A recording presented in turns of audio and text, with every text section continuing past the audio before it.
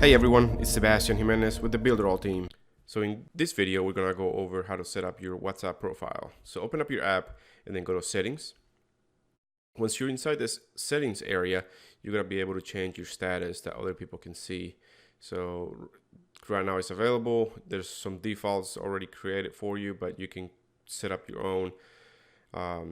Some people use maybe their affiliate link in this area, or you can really type whatever you want. I will just leave it as available.